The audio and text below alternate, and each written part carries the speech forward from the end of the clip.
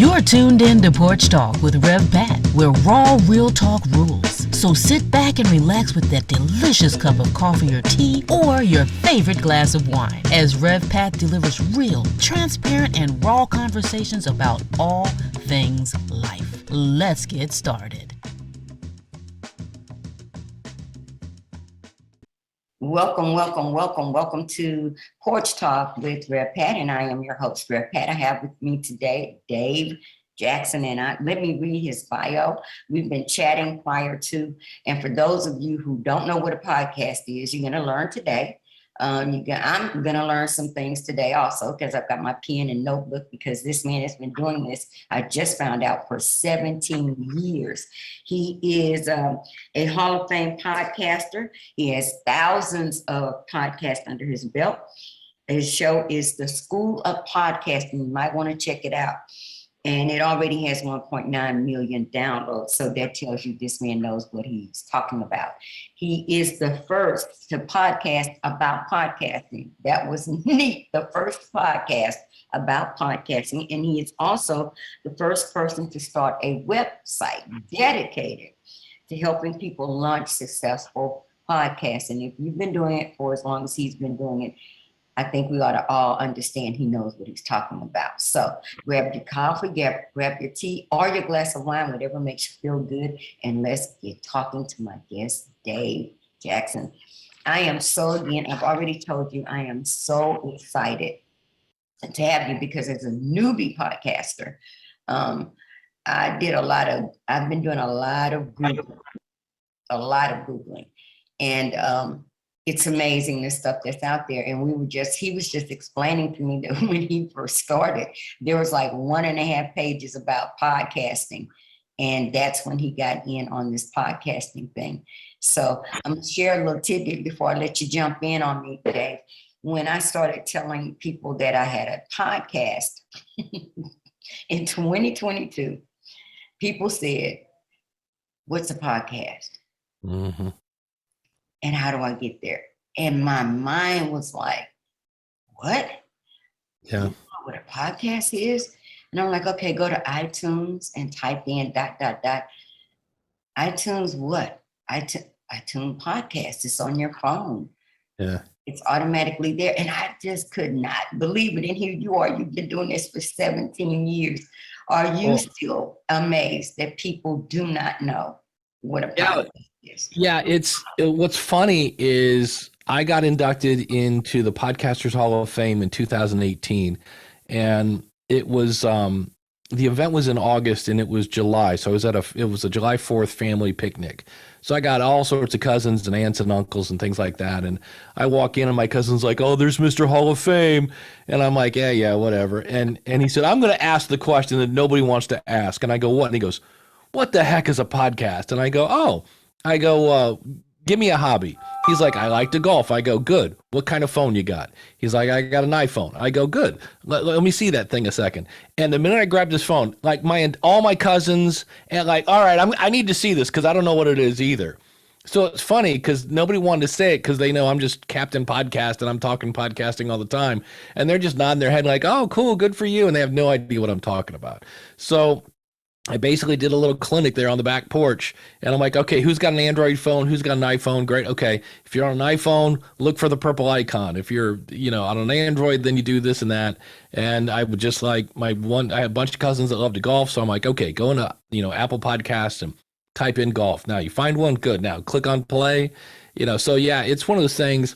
The early days, it was painful because nobody had heard of a podcast. Now we're up to about 70% of Americans have heard of a podcast, but that doesn't mean they've listened to one. They've at least heard the phrase and that whole 9 yards. So yeah, we still got a ways to go, but we're getting there. Isn't that incredible to even say that in 2022 that we still have a ways to go? Yeah, it's and there are different camps. Like there are some people that just live and breathe YouTube. Like they bow to the whoever Cutie Pie is and this and that.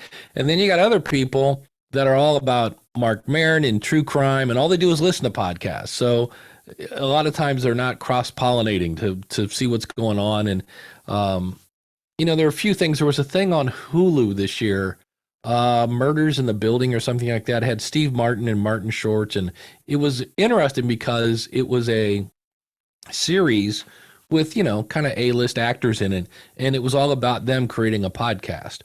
So that kind of, I think, in some ways educates people sideways, because they didn't expect to understand what a podcast was. They just knew they liked Steve Martin and Martin Short. Selena Gomez was in it as well. And so all of a sudden they see people talking into microphones and they're like, oh, I think I get what this is now. So yeah, we're getting there.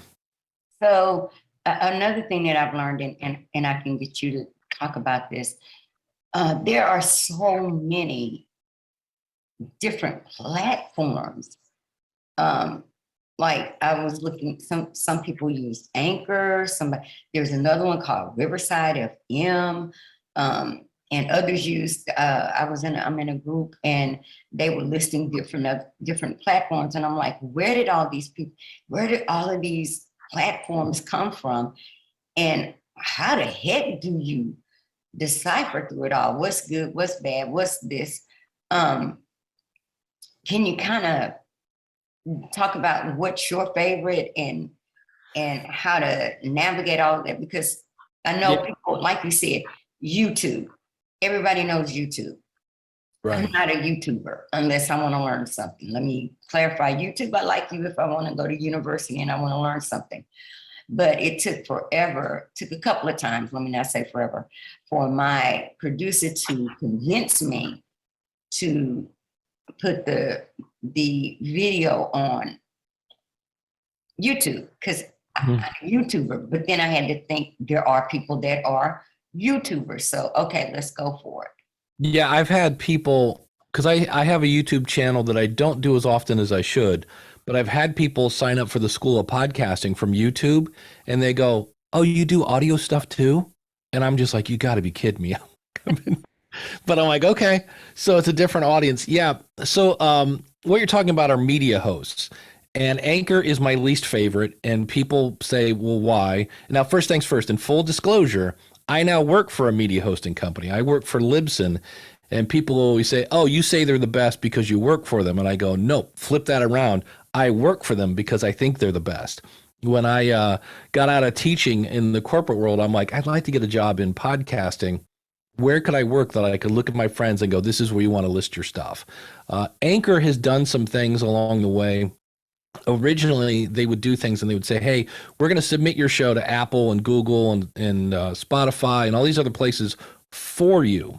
But the problem was they didn't explain, oh, and when we do that, you're going to lose access to stats in Google, in Apple, in Stitcher, and all these other ones. They didn't tell you. And people thought it was great. Oh, these guys are great. And then I was the guy, once people found out that they'd kind of been hoodwinked by Anchor, I was the guy that got to clean up the mess.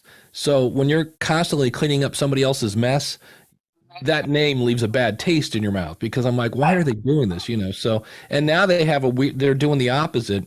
Now, when they got bought by Spotify, they don't make it that easy to put your show in Google, because you want to be everywhere. Google, Amazon, iHeart, all these other different places, and they make it a little harder. But I'm a big fan of Libsyn. There's Blueberry, Captivate, Buzzsprout. Those are probably the top four. If you go to schoolofpodcasting.com/free classes, one of my free classes is, hey, I don't know who to choose. And you can kind of just get these quick 4-minute overviews of what they are. But the other thing I always tell people to avoid, and they're like, really, is any free media host. And the reason for that, when you've been doing this 17 years, I've probably seen 9 companies that have come in and they go, here's the business model. It's free. And when somebody downloads your file to their computer or to their phone, there's this thing called bandwidth, and it's just it's almost like counting seconds. It's a thing that costs money. It's the same way, like, why do I pay for cable? Well, when I'm watching stuff and I'm streaming stuff, they're taking things from point A to point B, and a media host does the same thing. And a free media host will go, nope, it's for free, and then later we're going to get you advertisers, and when the advertiser pays you, we're going to take a part of that money. That's going to pay for the bandwidth. And it sounds great, except one, there are no advertisers. The advertisers on Anchor, the only one I've ever seen is Anchor. So the one thing that's supposed to be making the money is actually costing them money. And what happens is somebody, if they do actually take this seriously and they build up an audience, okay, now I've got an audience to where I can actually get my own sponsor. Why would I stay on the free platform and split the money when I can now move to a paid media host, take my audience with me, and keep all the money? So that I've seen at least 7 or 8 different free media hosts go out of business. You mentioned Riverside. Riverside actually isn't a media host. There are things like Riverside, Squadcast, Clean Feed. Right now we're using Zoom.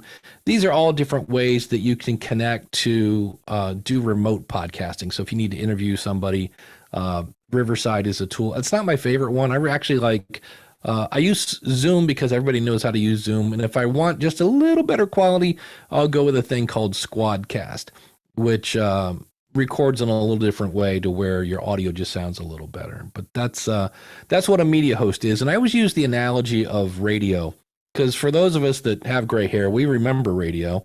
And it used to be you had your DJ, and they had their microphone, and they had probably a phone there, and a turntable, that whole 9 yards.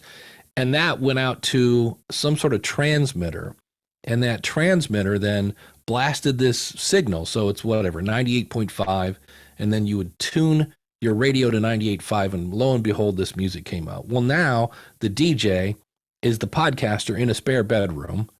The transmitter is now your media host. So your Libsyn, your Captivate, your Blueberry, whoever, Podbean. And they give you this thing called a feed. And if you looked at it, it's just a gobbledygook of text. It's not made for humans. It's made for... trust me.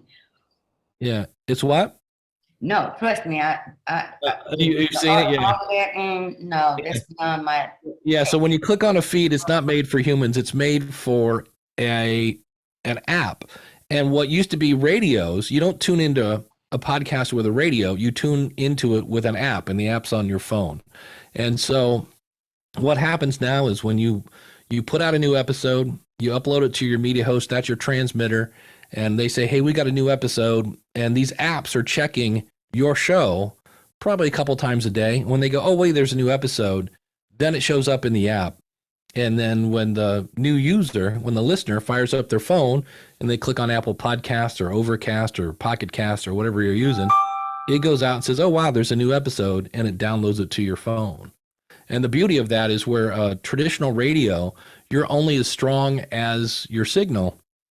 With Right. podcasting, it's global. You can, my first piece of feedback came from a guy in Nuremberg, Germany. And I was like, oh, wait, there's a guy on the other side of the planet that not only found my show, but he liked it.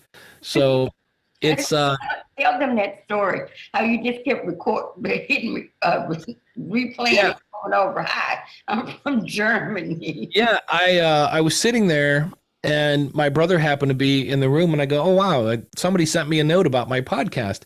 And I click it, and it was Michael Van Laar from Nuremberg, Germany. So I hit play, and I hear, hello, Dave, this is Michael Van Laar from Nuremberg, Germany. And my brother goes, did he say Germany? And I go, hold on, hit play. Hello, Dave, this is Michael Van Laar from Nuremberg, Germany. It's, hello, Dave, this is Michael. It's, hello, Dave. I'm like, I can't believe somebody on the other side of the planet found my show. And that's really, at that point, I went, wow, this is actually a global thing. And I knew that. But when you hear a voice from Germany come through your speakers, you're like, oh, yeah, this is going out to the world. So that really sucked me in. You can be as creative as you want. There's no FCC. So if you want to work blue, you can work blue. If you want to, there are no rules. And then the fact that at the time, you had to be kind of a geek to figure out how to put one together. So that scratched like every itch, and then the fact that I can help people. So that scratched every itch I had. And I was like, okay, I now have a new number one hobby, and that was podcasting. So it's been a lot of fun. It's not a hobby. Not after 17 years. It's No, not a hobby. My when I was married, I remember once I went to a work event. My ex-wife was a nurse, and we're there. And this guy walks up and he goes, hey, are you the podcast guy? And she just rolled her eyes and she said, you just pulled his chain. She goes, I'll see you in 20 minutes. Because she knew I was just going to spew podcasting stuff. So, yeah. But let me tell you, for those that don't know anything about podcasting, to know that somebody can reach out to someone that has the experience. Because here's what I found. I'm a newbie. And so it's a whole new world for me. I don't know anyone other than my producer that knows what a podcast is, how to guide, direct, or whatever. But I'm so curious, or I am not really curious. I don't want to do something and not know how to do it correctly. And that's the way that I am about anything. So if there's a way that I can glean wisdom from someone who's been doing it and doing it well, that's what I want to do. That's what I want to have someone share with someone in that audience that is considering or was as terrified as I was at even the thought of doing this. So now this is the craziest question, but I'm still going to ask it because you're the podcasting coach. Look, you see these headphones, those headphones you have on? Mm-hmm. Look, this hair is not going to be able to do that. And I bought them. I bought some really good ones. I researched. I said, okay, these are like one of the top ones within my range of spending. I know and let me tell y'all, this stuff can get really, really, really expensive. And I'll just be honest. This is just it for those, and I know Dave can probably say something about this also. I just made up my mind when I started out, I'll graduate. I'll go from kindergarten, first grade, second grade, third grade. I'm going to graduate up and up and get the best at that level, at whatever level I'm on. But the headphones thing, man, how do y'all do it? I put those things on. I feel like I have on weights on my head. Yeah, well, some people, you could actually get by with earbuds if you wanted to.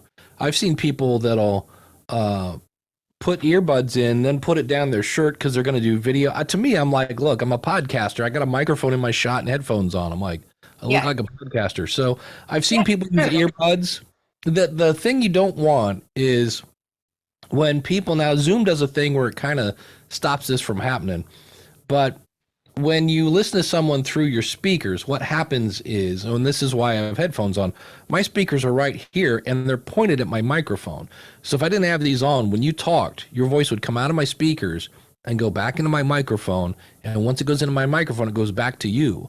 And that's where if you ever have your guest and all of a sudden they start talking like they're drunk, it's because they're hearing this echo of themselves come back. So Zoom has a thing that it kind of will try to negate that. So that's typically why. And then that echo sometimes can end up on the recording. So it's just a thing. But you could use just earbuds. And I've seen people that'll take little earbuds and they come from the back of their head and then run them down their shirt and all sorts of crazy. To me, I'm like, look, I'm a podcaster. I wear headphones on. So look, let me tell you, I'm a woman. I love that look, and I love podcasting, so I love that look with the headphones. And I probably really feel like I was really doing something if I wore them, but I put them on, and I'm like, I got to ask somebody what is, and the earbud thing. It's a whole new world because the earbuds and things. I don't know. I'm like, I'm not comfortable with any of that, but. That's normal, by the way. Now, when I'm recording, I wear them when I'm doing just audio only, just me, not interviewing anybody. When I'm recording in my closet and I love the sound. But then again, I'm not sitting and nobody's watching my head lean over because the headphones feel like weights and I'm going like this. But I love the effect. I love the sound of them. Well, that's the other reason why I usually want people wearing headphones, because if I turn my head and start talking like this, my sound gets pretty quiet. If I get comfy in my chair, like you can't hear me. So I hear that in my headphones. So it reminds me, hey, idiot, get back on the mic, because, if I start looking like this and that, you're like, oh, wait, hold on. That's going to mess up your recording if I keep not looking at and I usually tell people, you want your microphone about 3 fingers away. and then you point it at the corner of your mouth. That way, when you say, please bring pizza pronto, it doesn't make these things called plosives, which are just, it's when you get a lot of wind into your microphone, it just makes this horrible sound. So you'll hear people when they say things like, happy birthday, and it's Pete's birthday, and it just, and you're like, ah.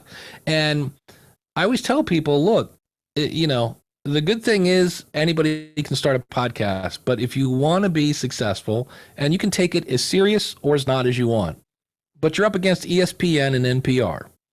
And if you want to compete with that, you got to take a little time and figure out how to talk into a microphone without making it sound horrible. And that's where I always tell, like the microphone, like you talked about upgrading. I didn't start with this microphone. This microphone's like $400. It's nuts. Didn't need it, but it was on sale. You can start with this microphone. This microphone is a Samson Q2U, starts at about $69, and you'll sound great. But like right now, you're using the built-in microphone from your laptop, and I wouldn't recommend that because you kind of sound like you're in your bathroom.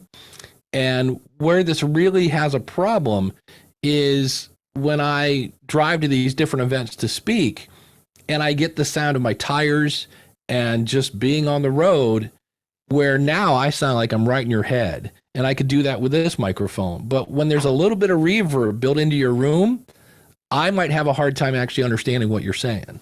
But and you know what? Let's just start over, because look what I have sitting here, and I did not know that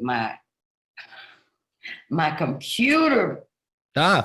If you hadn't said that, I wouldn't have known it, because I'm looking at my red light on my mic. I'm thinking I'm coming from my mic. And when you said that, I remember probably Tuesday night Bible study, I may have used, I had an interview with an older gentleman yesterday, and I switched for his benefit to my internal mic. But this is normally what I use. Okay, so yeah, if you go into Zoom down there in the bottom left-hand corner and click on that little up arrow next to mute. Dang, I know. And there we go. I messed that up on while I'm talking to the podcasting coach. Okay, and now that's, is that that just proved that you really know what you're doing, because I forgot totally that I had swapped out my mic to come through the internal rather than what I normally use. Now, is that a Blue Yeti by any chance? Yep. Okay, so on the back of that thing, you want the one that looks like a heart. Okay, so, here we go. Let me swap it to the heart. Because what that means is it's only picking up from the front. Okay, so is that better? That's definitely better. Yeah. Thanks. See, that's why I wanted you on the show, because I need it. And then get that as close as you can. I know you're trying to keep it out of the picture, but get it as close as possible. I'm being a real woman about this and keeping it out of my. I'm serious. That's nothing but me purely being aesthetic. Yeah. I mean, I'm a guitar player, so I've been down the road with, I've had many a female like, can you teach me how to play the guitar? And the first thing I have to say is, all right, yeah, not a problem. I'd love to. I go, you got to cut your nails. And that's where you draw the line right there. So, and like, I got to do what? I'm like, you got to cut your fingernails. And they're like, why? And I'm like, because you got to press with your fingers. And it's much harder when you got long nails. And they're like, really? And I'm like, yeah. And they're like, yeah, I don't want to learn how to play the guitar. I'm like, okay. Yeah, that's what you know. Yeah, and see this, like. Oh, that sounds so much better. Yes. And now, see, because again, let's talk about, like you said, getting comfortable with something that close to me. Mm-hmm. Having never had a mic that close to me, it is almost, I need to get accustomed to that. But I'd rather get accustomed to it than not, because as I grow and learn, which is why we're doing this, I want to do it in the best way possible. But I am just still sitting here really amazed that you knew that. Listening. Oh my goodness. It's kind of a curse. And And when people don't have that thing set to the heart on the back of that, I can smell a Blue Yeti from 100 paces, because what people love to do is they'll put that thing to pick up in every direction, and now we're back to sounding like we're in the bathroom. And I'm like, that's not horrible. I go, but there's a lot of room noise. I go, I can almost guarantee that they're using a Blue Yeti and that they're using it wrong. And And that so, they're using it wrong. Wow. yeah. So, but when you got it on the heart and you're fairly close, now we're in the listenable territory. So we're good. But just, my goodness, wow. Okay. So let me move past that, because now, you said something in our pre-chat, and you were talking about how people want to do podcasts because they want to make money. Yep. And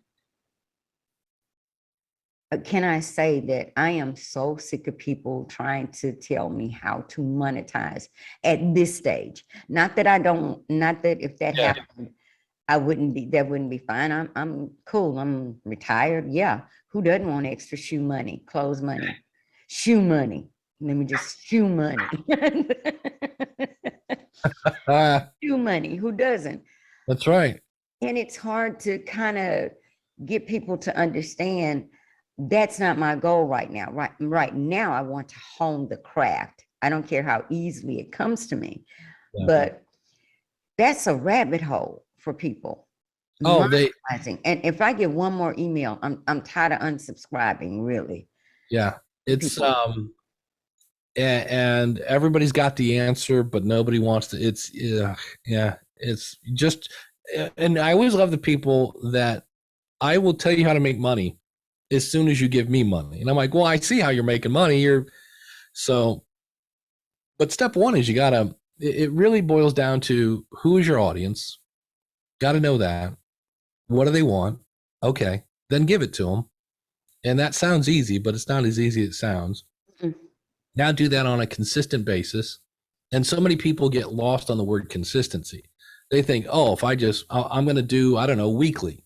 Okay, good. All I have to do is do a weekly podcast and I will make money. Nope. Because the thing you really got to be consistent with is quality.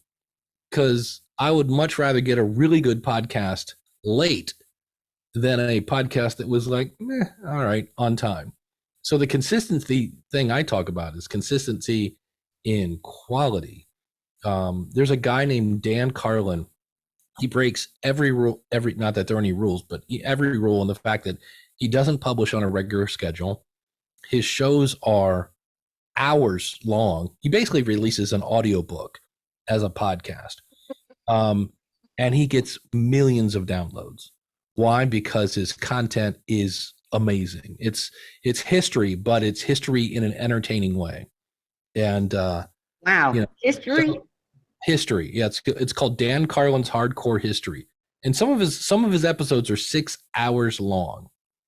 And I've yet to listen to one because I don't have 6 hours to listen to a podcast. But I know people that are like, oh, once you start though, and I'm like, well, that's why I don't want to start. I'm like, I want to listen. Can you give it to me in miniature bites? And that's another thing that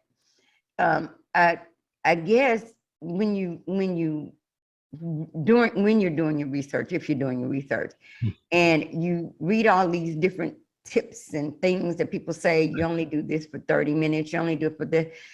And with me, I have a creative mind, and I just tossed it out the window because I'm like, but if I fit in this box and this box and this box, then I'm not being who I am. And now I'm like you, I'm not doing anything for 6 hours.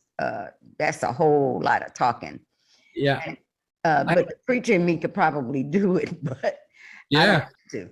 But people ask me, how long should my podcast be? And I go, how long can you hold their attention? That's really the question. I mean, there's a book somewhere back here called Beyond Powerful Radio, and it's one of my favorite quotes. Valerie Geller's the author, and she said, there's no such thing as too long, only too boring. And that's true, because I've listened to some shows that were 10 minutes long that felt like they were 3 hours. And I've listened to, 2-hour podcasts that went by like they were 10 minutes. And it's really, and that goes back, everything leads back to who is your audience and what do they want. And I did an episode once on interviews. Everybody always asks about interviews. So my show is usually somewhere, I aim for like a half hour, and a lot of times it comes out about 45 minutes.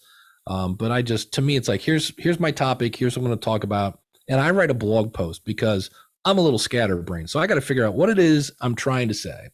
And then from there, I boil it down to bullet points. And then I picture my invisible friend across the table. And I'm so excited to talk about this today. And I talk to one person. None of this hey guys stuff. Hey guys, I'm like, there's nobody in the car with you when you're listening. You know, I'm like, and I go, thank you so much for tuning in. I'm so glad you're here. So, and then people go, when I listen to your podcast, it feels like like you're talking to me. And I go, I am. So I always talk to one person. It's a weird, subtle thing, but it makes it a little more intimate. And, you know, and then it's just a matter of I cover my bullet points. I look up and I'm like, oh, look, I'm at 37 minutes. All right, good. And I do my little call to action, tell a friend, subscribe and follow, a little pitch for my stuff, and we're done. You know, but it's when you try to be everything to everybody, it just doesn't work.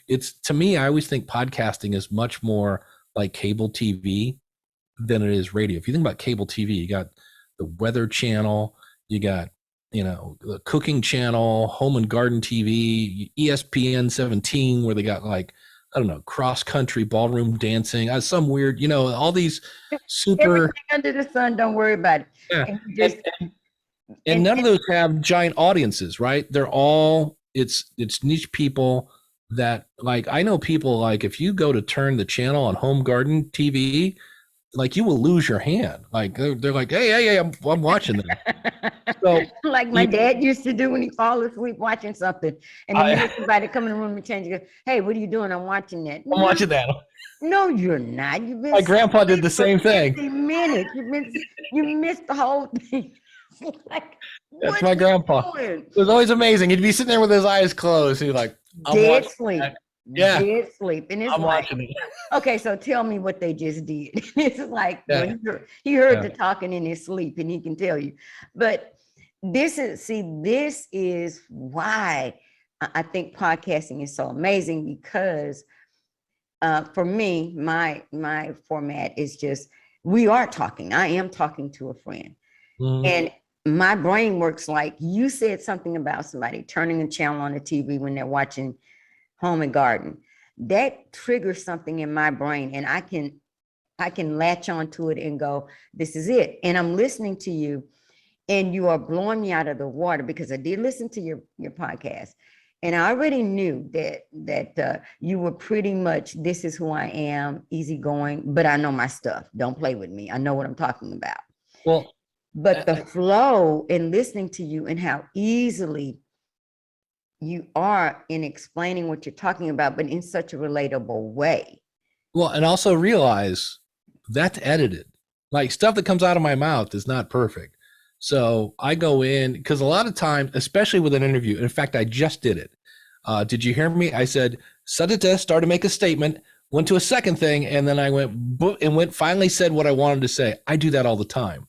So if I'm doing an interview, what I usually am editing out is me, because I'll be like, so tell me about the time. Well, wait, you said you were going to do the what? And then I'll ask the question.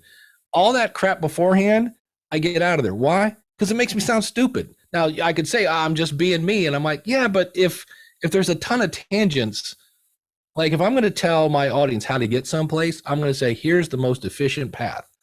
Boom. I'm not going to say, and then turn left and right and straight and left and right and back up and then go. And so if we've got all these tangents, I'm going to get them out of the way so that it just flows.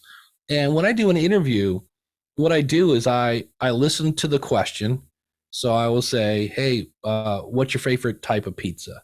And when the person says, my car was a 1965 Ford Mustang, I go, all right, they answered the question, but they didn't answer the question. I asked, what was your favorite type of pizza? You gave me a car. Guess what? That is going out of the interview, because I'm the goalie. Behind me is my audience. And if you try to send any kind of nonsense my way, I'm smacking it out of here. Get out of here. Right.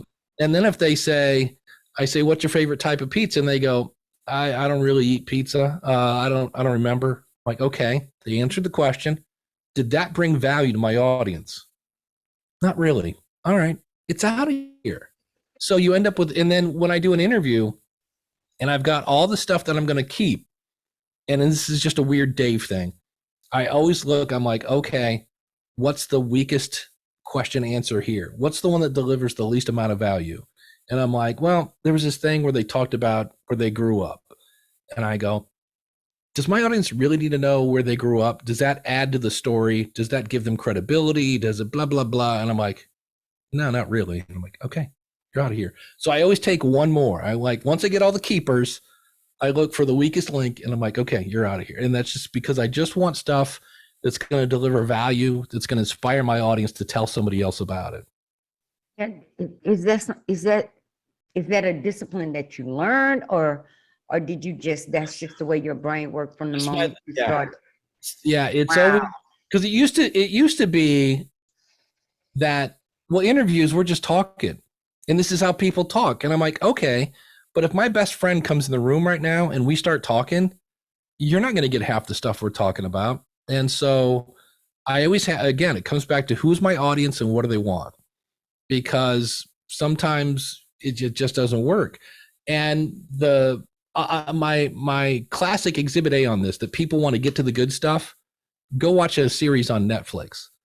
When it used to be at the end, if you clicked on next episode, not only does it skip the credits, it used to skip the intro. If there's an intro credit, yeah, skip it, like you'll go from content to content. And I'm like, do we need to ask anymore? Like, people want to get to the content. So when you open it up and you start talking about the weather and the fact that your cat ate your waffle, like, and that doesn't mean you don't talk about yourself.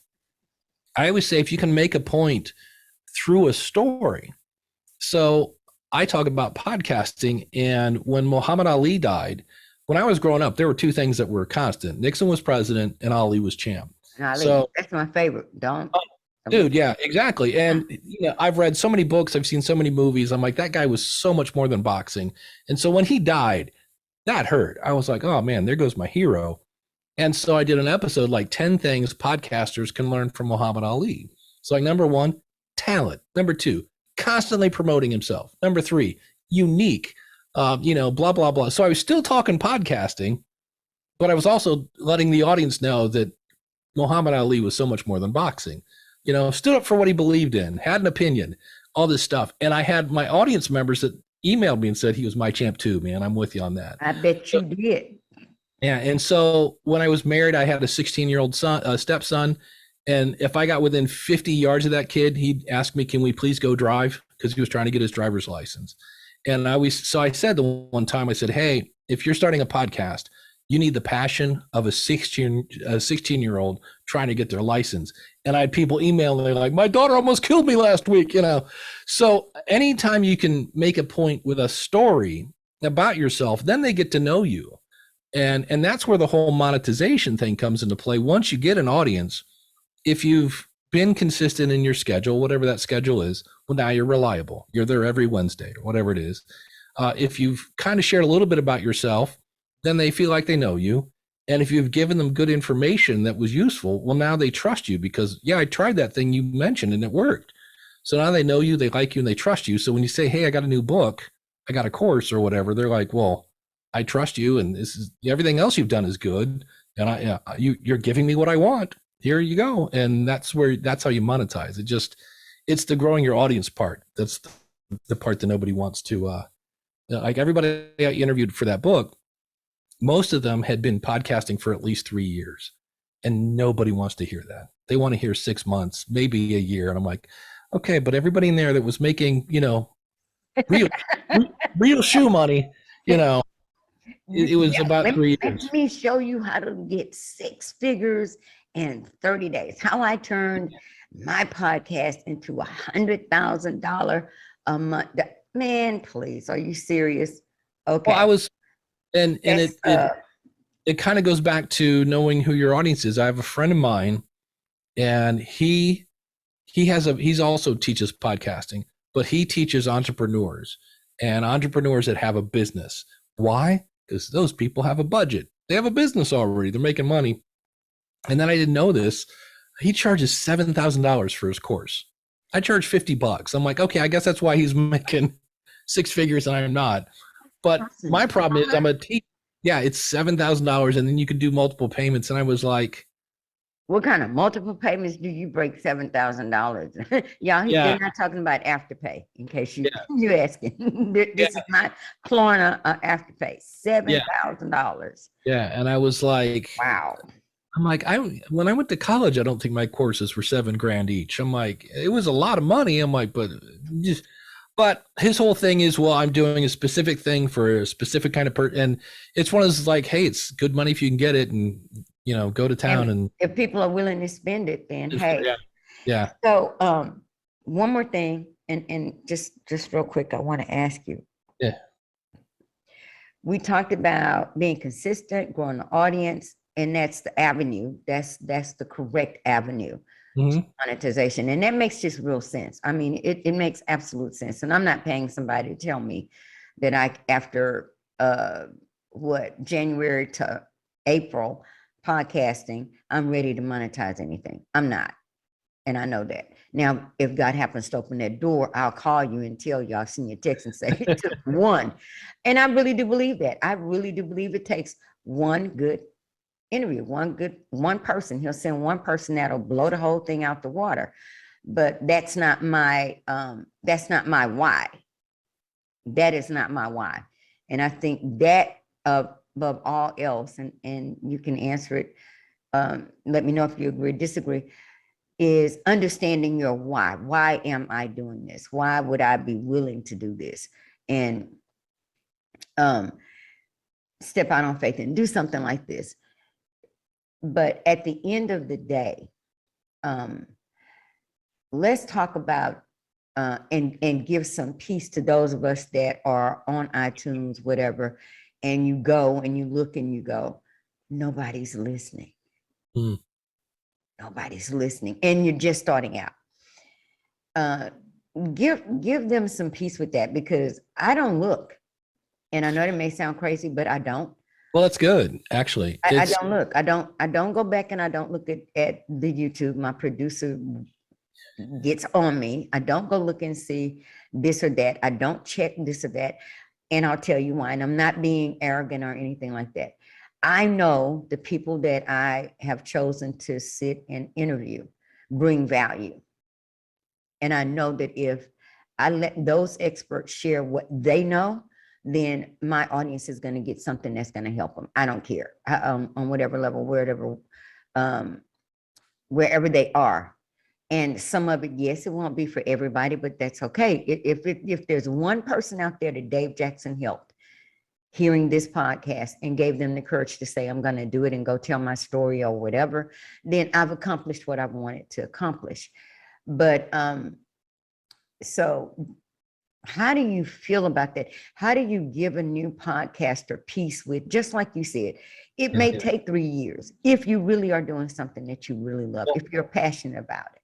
Well, there's a couple things that you hit on. Number one, your why. You got to know your why, and you got to know your who. And when I do consulting, that's the first thing I ask is, why are you doing this podcast? And like, I want to make money. And I'm like, great. How big is your email list? Don't have one. Great. How big is your social following? Don't have one. I'm like, okay, we're not making money quickly here. Okay. Is that okay with you? Okay, good. So, and then who is your audience? And people that, if you want to make money, and again, you don't have to make money with your podcast. I mean, I have a hobby. I ride my bike in the summer on trails. I don't make a dime. In fact, that costs me about $300 a year in maintenance. I don't care. It's fun. So you don't have to make money with your podcast, but every podcast that does make money, if that's your goal, solves a problem. It solves, I'm going to save you time. I'm going to save you money. I'm going to shortcut something you're trying to do. I'm going to get you there quicker. It solves, or it might be you've had a horrible day at work and I just made you laugh. That's valuable. But all in all, you're solving a problem. But how do I get over the fact that I just spent 10 hours on an episode and I got 13 downloads? That's soul crushing. And I get that. And that's where you got to have that passion to go, that's all right. I got it you've already done more than most people did, because a lot of people talk about doing a podcast and it's out there, it's in the public. And what stops people sometimes is they think about the audience. I'm going to be talking to this global audience. And I'm like, nope, you're probably going to be talking to about 15 people when you first start out. And that's if you're counting your cousins, And so, but when you get to look, counting your cousins that will listen to it 10 days after it dropped. They're not listening to it the first day. Right. Well, when I hear somebody say, I only have 60 downloads an episode, my background's in teaching. That is 3 full classrooms of people that could be listening to Netflix or Hulu or Disney Plus or satellite radio or Xbox or AM, FM, whatever, a CD, a DVD, and they chose to listen to you. There is no spam in podcasting. If you don't want to listen to me, you just swipe left and click delete, and there's nothing I can do about that. So only 60 downloads is 3 classrooms. When you get up to 80, that's 4 classrooms. And where I used to work, that's the hallway. You just filled the whole back hallway of people that have chosen to listen to you. So it is, it takes a while, and you have to ask people to share the show. That's something that is another skill that we have to get used to, because a lot of us aren't really comfortable promoting ourselves. And so, and I get that, because we have flashbacks to the 1970s used car salesman. No offense to the 1970s used car salesman, but the stereotype was they're trying to sell you a bucket of bolts, and the minute it gets off the lot, it's going to fall apart. And I'm like, okay, well, let's go with that. I get that, because people go, oh, I feel so, I don't want to be all salesy. And I go, well, okay, but is your podcast a bucket of bolts? And they're like, no, I spent like 3 days researching this and blah, blah, blah. And I spent about 10 hours editing it. I'm like, okay, so it's not a bucket of bolts. And they're like, no. And I'm like, okay, so then why are you worried about telling people about it? Aren't you really helping people with your podcast? And they go, well, yeah, people need to know this. And I'm like, well, then just ask your audience, hey, you're still here. We're at 18 minutes in or whatever. If you know somebody that would like this show, can you do me a favor and share this with them? There's probably a share button on your phone if you're listening on your phone. And that would just mean the world to me. And instead, because you think about it, that was slowly, specifically, and confidently asking somebody to share the show. But instead, what we get is, hey, if you kind of want to, maybe, like, you don't have to, but like the show, if like somebody would like it, maybe like, and then my favorite is our website is .com. And you're like, wait, what was that? Is there some sort of prize for saying the website the fastest? And they're like, okay, thanks. And you're like, wait, what did I just hear? But if somebody says, hey, if you enjoyed this show and you know somebody else that is going through the same thing, the thing we talked about today, could you do me a favor? Boy, it would just mean the world to me. If you could share this with them and just tell them to go to schoolofpodcasting.com/subscribe, that would be great. That's it. It's like, but I get that we all have imposter syndrome.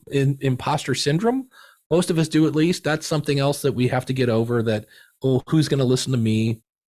And the reason that is whatever your topic is, there's a really good chance that you hang out with other people who like that topic. So I grew up, I was the youngest. I inherited all my brothers and sisters' music, and I was a musician. And so I knew the Beatles growing up because I inherited it from my older brother and sister. And I knew the story of the Beatles, and I knew their original drummer was a guy named Pete Best before Ringo. And one night I'm out and I'm talking with friends, and something happened, and I was like, oh man, total Pete Best. And this person looked at me and goes, who's Pete Best? And I go, you don't know who Pete Best is? And he's like, no, like what's a Pete Best? I go, no, come on, you don't know who Pete Best is. He's like, I'm telling you, I don't know who Pete Best is. I go, the original drummer of the Beatles. And he looks at me and goes, how do you know this stuff? And I go, everybody knows that. And he goes, no, everybody does not know that. And so that's the problem. When we hang out with people that love the same stuff we do, we feel that everybody knows this stuff and we're nothing special. And it's like, no, you are something special. Share your knowledge, share your insights, and go to town. So that, I think that's another thing. We think nobody's going to listen to us. And then when you start off, that can get reinforced. When you do that first episode, you're like, oh, I only got, 12 downloads or 20 downloads. And I'm like, okay, but that's a start, and then you'll see the second one and the third one. And when it comes to growing your audience, it kind of comes down to, and I always, since I'm talking to Reverend Pat, there's a guy named Jesus you may have heard of. I used the Jesus marketing method, which was number one, know who your audience is. Number two, go to where they are. Now, in his days, he walked there, but that could be a Facebook group. It could be Reddit. Make friends with them. And a lot of people skip this. I'll tell you a story in a second where I skipped that. Make friends with them and have a conversation so that they care about what you say, and then tell them about your podcast. So Jesus walks up to a woman at the well, makes friends with her. She's like, wow, this is amazing. He says, oh, by the way, let me tell you about the family business. Let me tell you about my dad, right? Yep. One time, I found a Facebook group of ex-DJs. And I swear I heard like angels, like, oh, I was like, this is my target audience. These people want to get back on the air. So I went to where my audience was. I walked in, I skipped make friends, and I just said, hey, if you guys want to get back on the air, podcasting is global. Everybody follow me, schoolofpodcasting.com. And they banned me in 20 minutes because that's called spam. When you don't know somebody, you just start pitching. Had I walked in, listen to what they were talking about, bring some value to the conversation, and then just drop the occasional, oh yeah, I talked about this on my podcast. And they go, you have a podcast? And you're like, yes, I do. Here's blah, blah, blah. So know who your audience is, go to where they are, make friends with them, and then tell them about your show. That's it. And there are other things you can do, but that's the bare minimum. You know, that'll get you going to where, and then just make it easy to subscribe and follow. That's the other one. I always see people that all they do is they share the Apple link. Like, here's the link to me in Apple. Okay, 70% of Europe is using an Android phone. 70% of Europe is using an Android phone. So when you give them an Apple link, you're kind of like, hey, here's something that you have to figure out later because that's not going to work for you. So I always say, number one, have a website. It's $10, $15 a year. So something.com or .net or whatever you want to do. On that website, have a button that says subscribe or follow. And when they go there, there's your Apple, Google, Spotify, and Amazon. Right. And that way, because if you think about it, again, I'm dating myself, but there used to be these things called radios. And in the early days, you had to turn the dial and it'd be all fuzzy, it'd be like, zzz, and then all of a sudden the music would come in. And if you found it, you would then put it in as a preset. So, you know, right. Yeah. Well, when you have that link to your show in Apple, that's a preset. So when somebody clicks on that, it goes right to your channel, your podcast, where they can follow and subscribe. Because if you say, find me wherever fine podcasts are sold or whatever, I hear that phrase a lot. Yeah. Apple and Spotify search is horrendous. And by that, I don't mean it's bad. I mean, it's horrendous. There's a show called The Feed by Libsyn, the company I work for. And if you type in The Feed, it will not show up. It just doesn't. So that's always say you have to search The Feed Libsyn and then it'll show up. But it's not, you can type in, because especially if you have the word podcast or the in your name, it will then rank you against every show that has the word the and podcast in your name. And so I think it only shows like the top 300 results. So if you're result number 301, you don't show up. So I know for some of my shows, I have to search for Dave Jackson. My show won't show up otherwise because my show has the word podcast in it because it's about podcasting. And so once I find that link, I copy it and I put it on my website, and then I direct people to my website to go follow and subscribe. That way, A, it reinforces my brand, my website, and B, it makes it easy for my audience to subscribe and follow. Are y'all getting this? Because I'm going back and it's so done. I'm listening. No, this is so good. And I'm just going to ask you right off the top, because we haven't gotten to your tips on the most difficult part of this journey for me. And it is the social media, the marketing, oh my God. You see this gray hair? Well, first, grayer and grayer and grayer. Oh my God. Yeah. So if you try to be everywhere, you're just going to burn yourself out. So this, again, what's my rule number one every time is know who your audience is. And so if you can, either via some sort of, you can go to forums.google.com. You can make like a little poll and say, what social media do you use? My audience does Facebook and Twitter.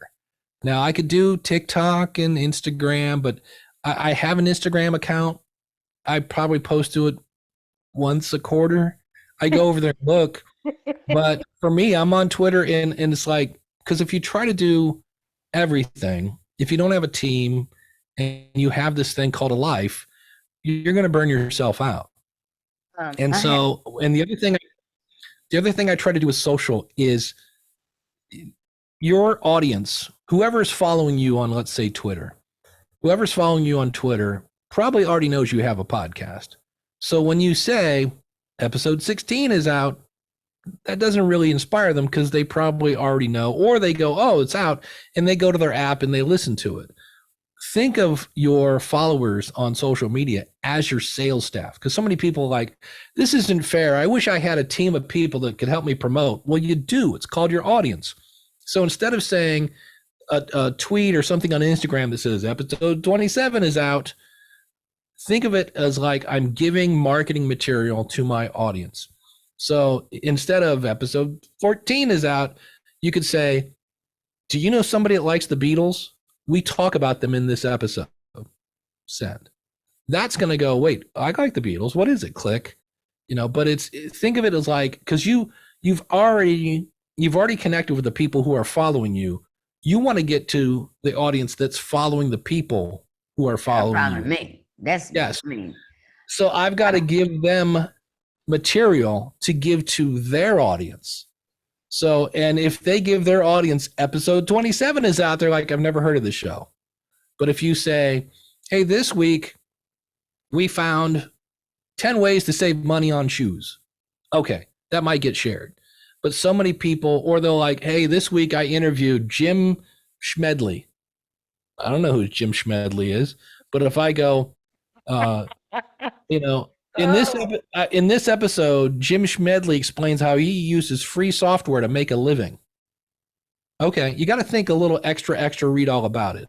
Yeah, and it's all about the verbiage. It's all about the verbiage, and it's just what we teach our kids, our grandkids. My 14-year-old, it's not what you say, it's how you say it. Exactly. Yeah.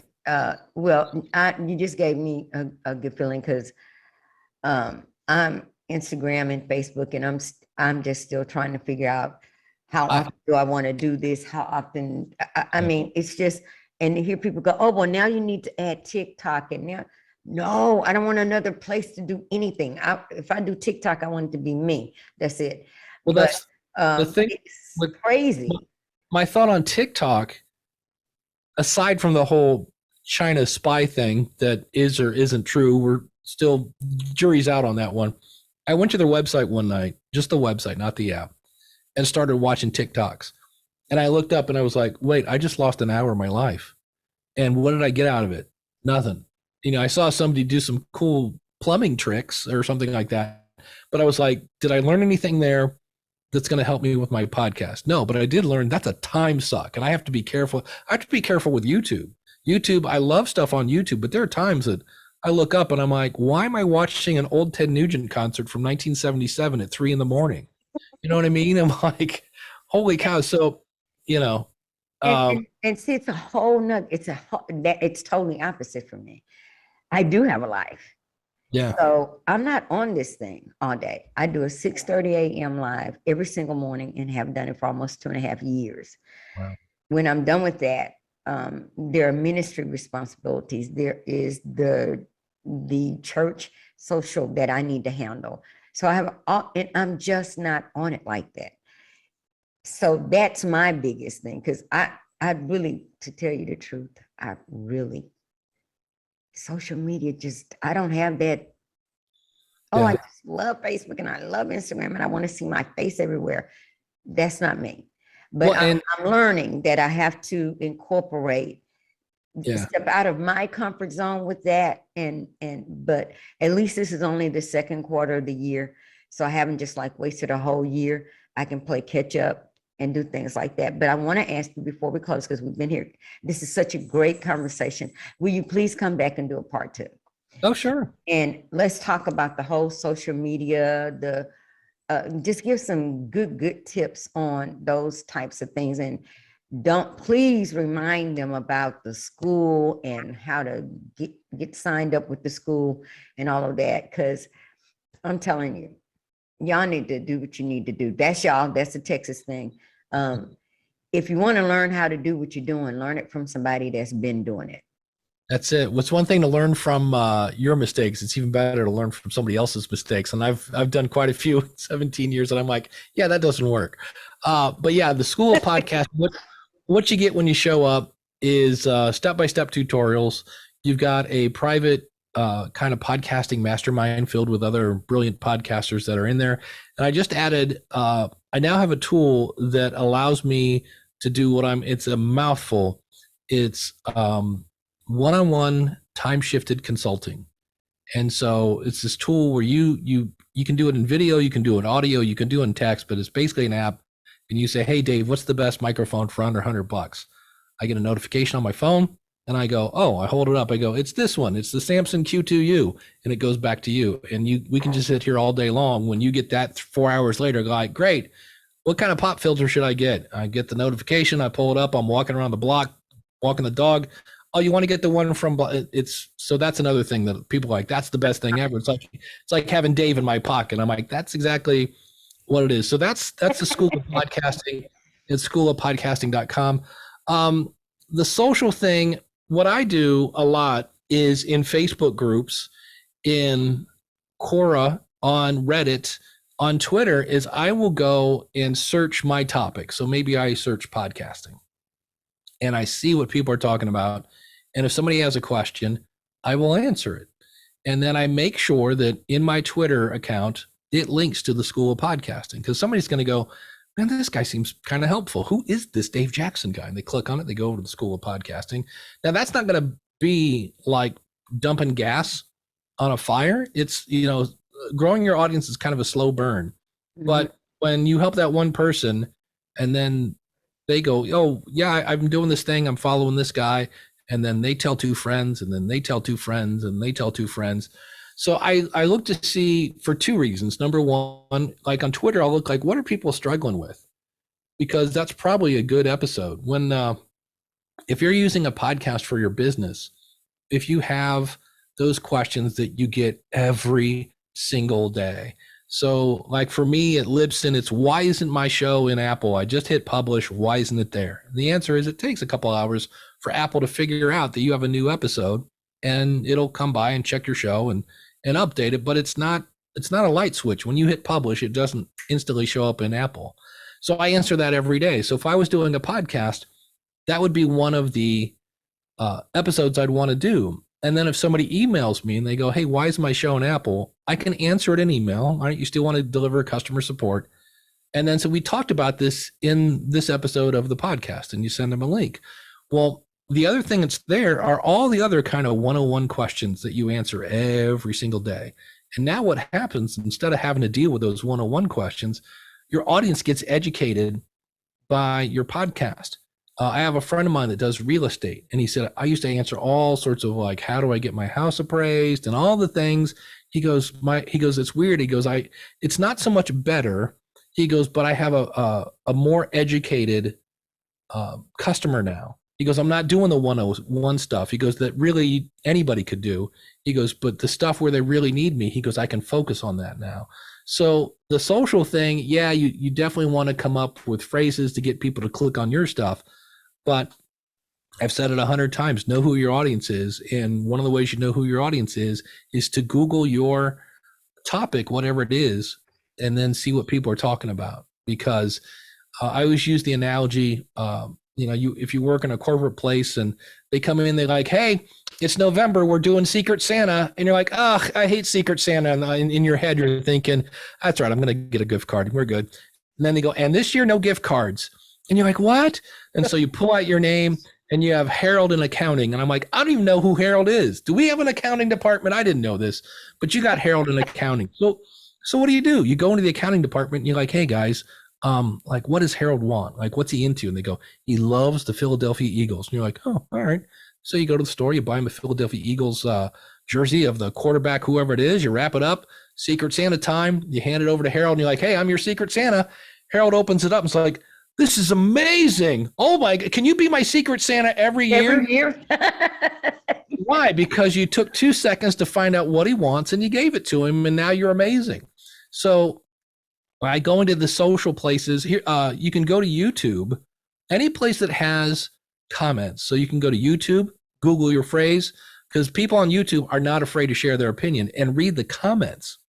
When I go to Amazon, I'll search for a topic and I'll look at 2 and 4-star reviews. Why? Because 4-star reviews will say something like, this was a really good book, but they didn't talk about such and such. Otherwise, I would have given it 5.